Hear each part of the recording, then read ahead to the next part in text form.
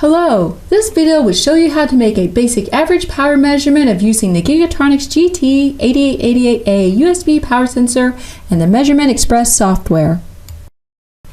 Before we get started, I will give you a very brief overview about the Gigatronics GT-8550A series USB power sensors.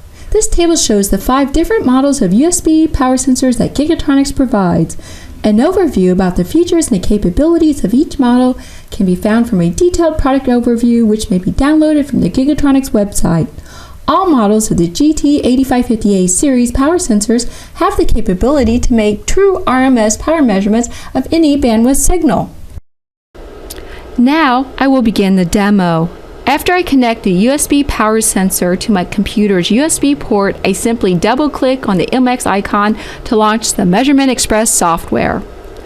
The connection selection window opens every time you start Measurement Express.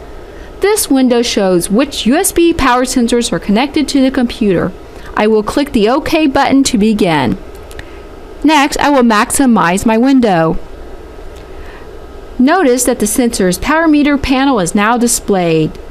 Before I make any measurements, I need to set up the sensor. I will select Setup from the navigation tree on the left, and the Setup menu is now displayed.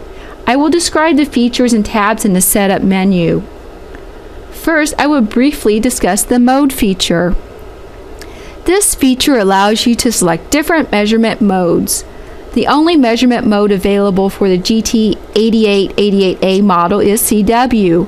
This gives you the ability to set the average power measurement of any signal regardless of the signal's modulation bandwidth. Other sensors have other measurement modes that are available and will be discussed in other videos. Next, I will set the frequency to the frequency that I will be measuring, which is 8 GHz.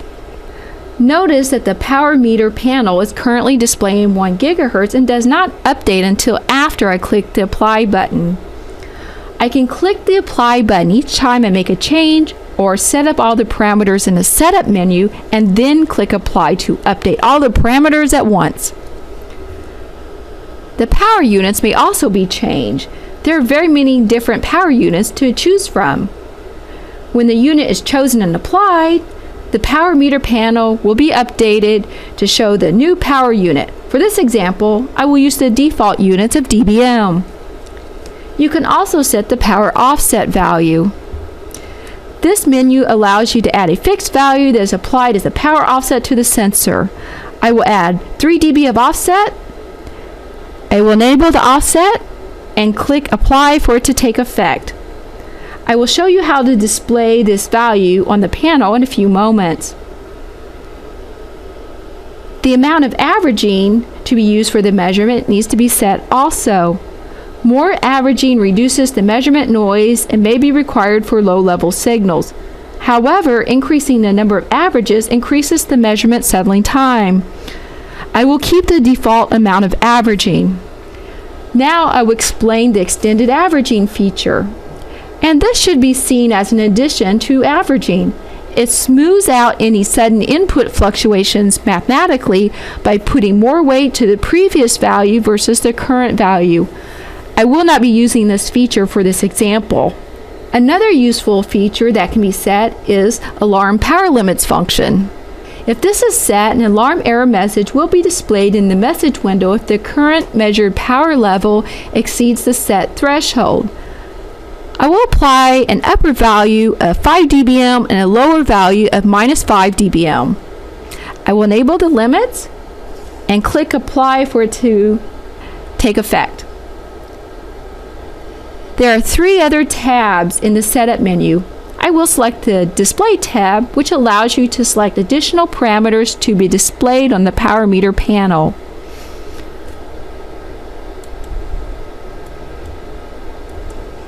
I have selected the offset and min and max power levels to be displayed. The parameters that have gray labels are not selectable with this model and are available in other models. I will select the Apply button.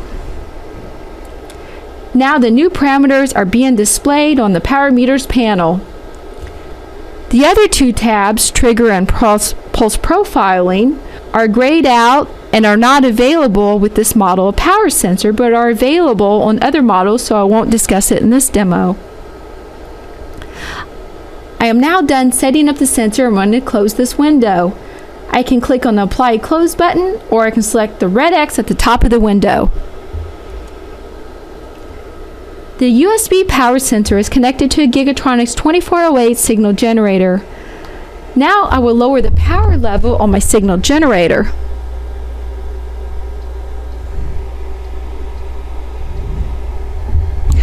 Notice that the green indicator bar is moving according to the power level being measured.